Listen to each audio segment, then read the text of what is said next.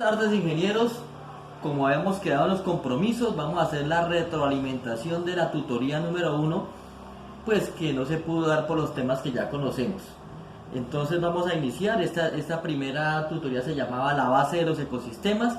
Acá tenemos unas presentaciones que nos determinan ecosistema y su dinámica.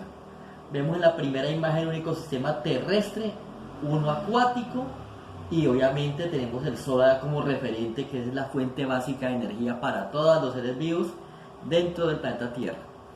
Entonces ahí tenemos una definición de ecología que nos habla casa y oikos y logos ciencia. O sea, la ecología es la ciencia que estudia nuestra casa, nuestras relaciones internas.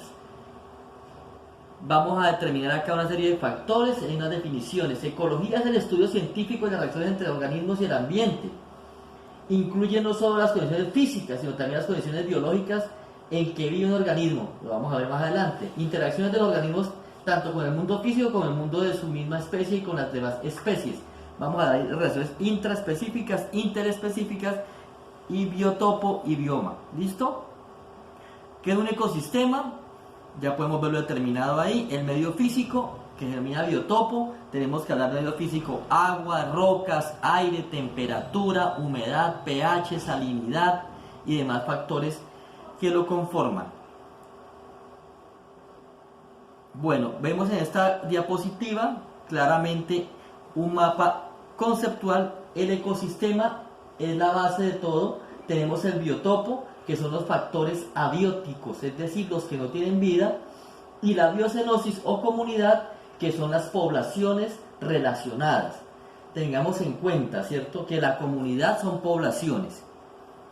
Una población de arañas, una población de zancudos, una población de peces, una población de hombres, conforman una comunidad biótica. Recuerden, la comunidad es la conjunción o la mezcla de varias poblaciones de diferentes especies. Pueden ser microbianas o multicelulares, señores. Bueno, componentes del ecosistema. Aquí encontramos lo que acabamos de mencionar, el biotopo, que son todos los factores inertes. Ahí observamos la arena, observamos el agua, observamos el aire, ¿no?, como factores abióticos. Y la biocenosis, encontramos diferentes especies, como les indiqué. Hay 2, 3, 4 tipos de aves, hay unos mamíferos, hay unos peces, hay unas plantas acuáticas y plantas terrestres. Es decir, esa es una comunidad porque encuentra varias poblaciones, ¿no? Vemos árboles, vemos arbustos, vemos hierbas. Entonces encontramos que hay una buena cantidad de productores de primer nivel. Componentes del ecosistema.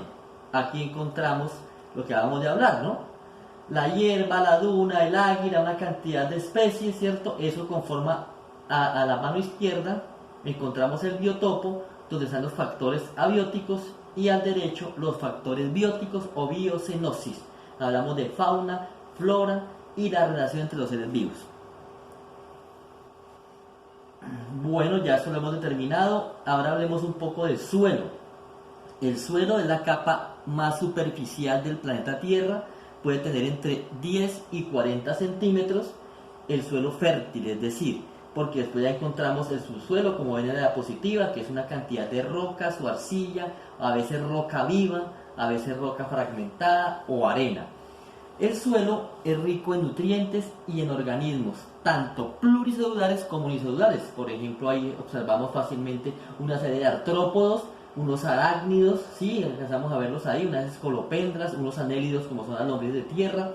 Encontramos la escolopendra, lo vemos ahí a la mano derecha, abajo, vemos unas ovejas, vemos una serie de animalitos por encima del suelo, pero en sí el suelo es el que da soporte y sustrato a todos los primarios, que son las plantas.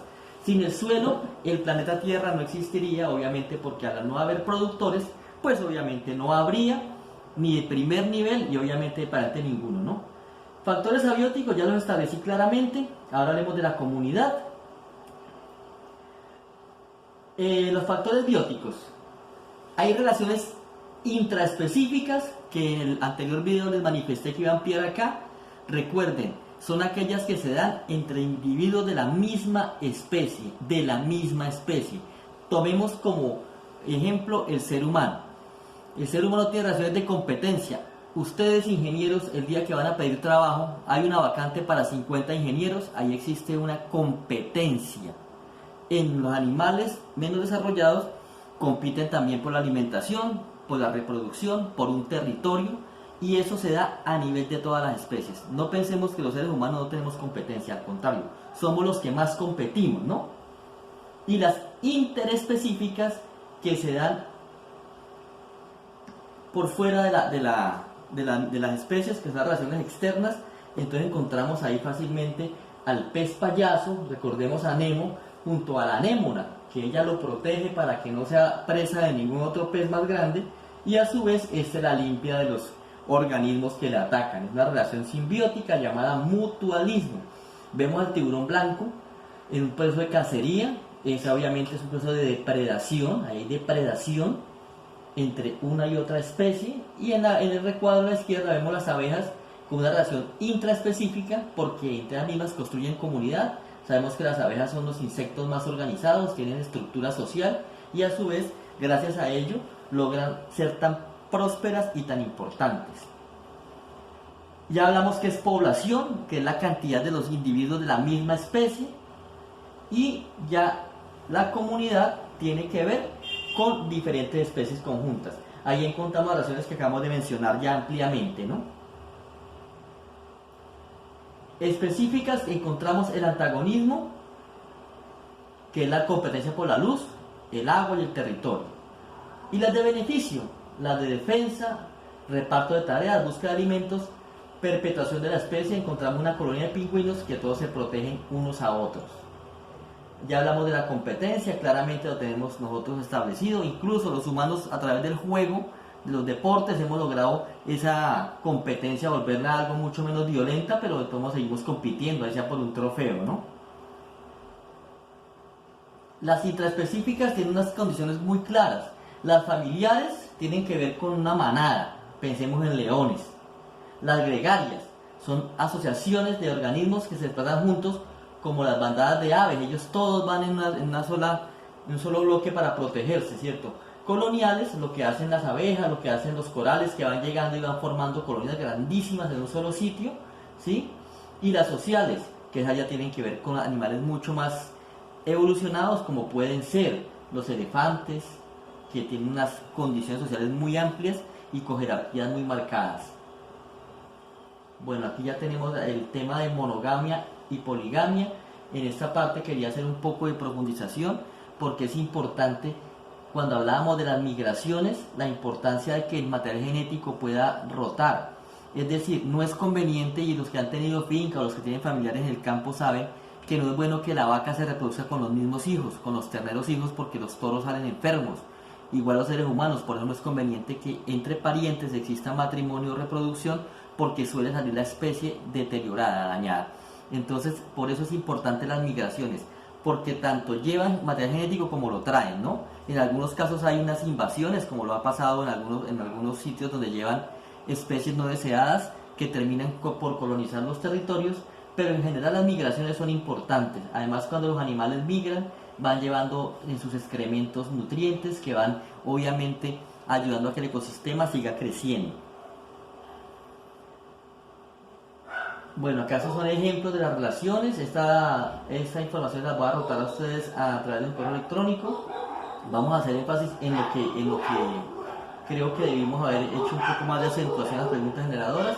Mutualismo, podemos ver perfectamente la garza cómo expulga al toro, le quita las garrapatas sin afectarlo. ¿Ven? Esa es bien importante tenerla en cuenta. Me perdonan acá los perros de los vecinos, pero pues esta bulla siempre se da. Ahí tenemos lo que tiene que ver con mutualismo, donde ninguno es dañado, ¿no? Antes se benefician los dos, esa imagen es muy famosa, el rinoceronte. Simbiosis, más, ambos se benefician, ¿no?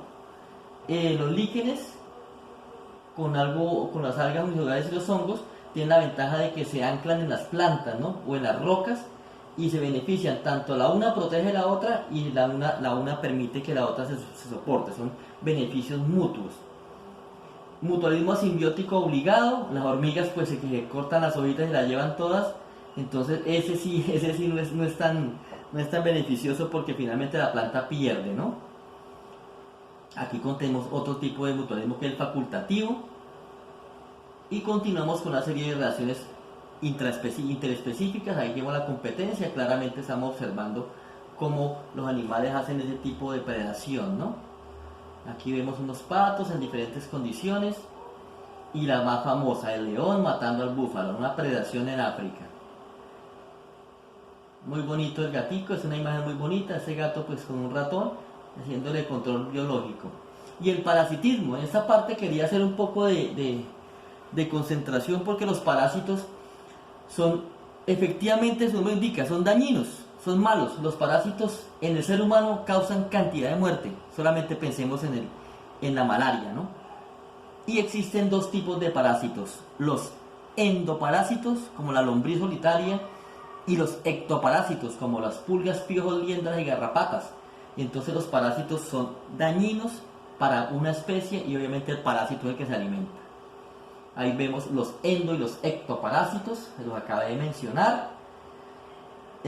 Continuamos con las cadenas y redes tróficas, esa la ampliaron muy bien, les quedó muy claro, productores, consumidores, componedores, eso nos quedó muy claro, creo que eso no hace falta reforzarlo tanto, para todos quedó muy fácil esta situación, teniendo en cuenta que nos faltó establecer algo muy importante que tiene que ver con la fotosíntesis y la importancia de la conversión de la energía luminosa, que es la que hace el sol en química a través de la fotosíntesis, que crea la molécula de azúcar llamada glucosa C6H12O6, que es el azúcar fundamental que permite que toda la energía del sol se convierta en energía química. Esta parte todo la hicieron muy bien, esta parte creo que está muy bien comprendida. Igual la pirámide de energía, ya tenemos esto lo definieron bien, creo que eso no requiere mayor explicación. Continuemos acá, que vamos preparando esta parte, tenemos ahí ecosistemas. Esta parte sí me interesa mucho que la tengan en cuenta. Hay tres ciclos fundamentales, muchachos, que son los ciclos del CHOM: carbono, hidrógeno, oxígeno y nitrógeno, ¿cierto? Que fue lo que no me respondieron muy bien en las preguntas generadoras y les voy a ampliar sobre eso.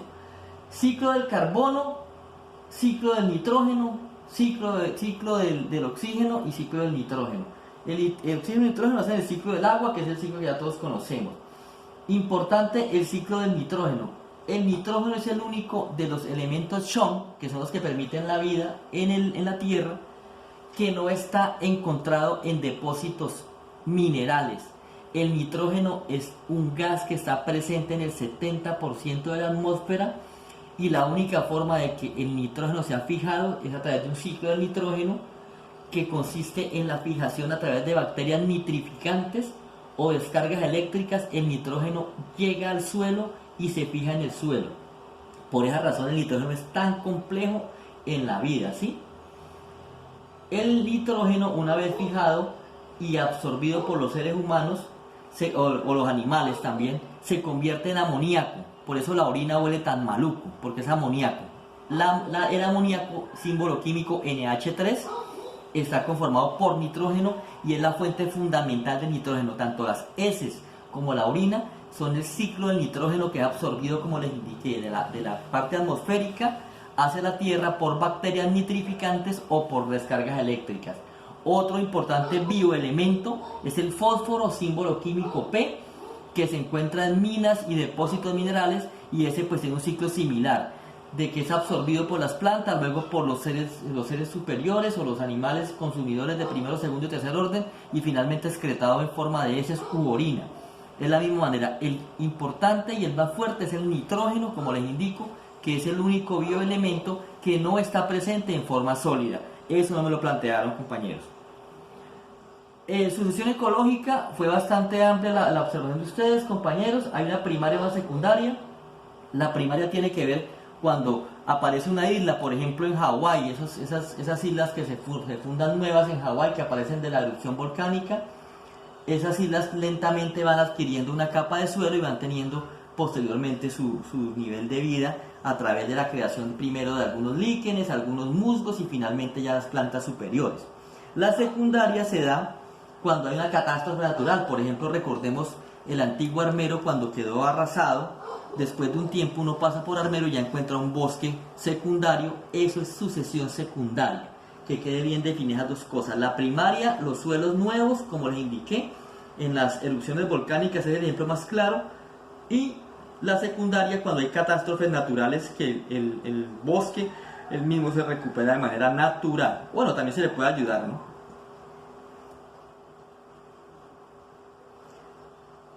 Como les digo, este material se los voy a entregar a ustedes todo a través del correo electrónico, se los envío junto con este video. Y vamos a terminar ya la parte de la socialización de esta parte. Ya aquí les planteé los ciclos, tanto del carbono, nitrógeno, hidrógeno y fósforo. Aquí lo tengo pues definido con diagramas, se los voy a enviar a sus correos electrónicos para que lo tengan claro y puedan a través de él organizarlo. Y terminamos fundamentalmente planteando lo siguiente, queridos ingenieros. Esta tutoría número 1 pues no se ha podido dar de manera personal, ustedes entenderán las condiciones, pero muy seguramente al momento que nos encontremos, hagamos la práctica que vamos a realizar al Jardín Botánico, podremos obviamente tener mucha más amplitud en los conceptos y vamos a reflejarlos mucho mejor. Espero vayan bien con la huerta, envíenme las evidencias y muchas gracias, jóvenes, y quedamos atentos.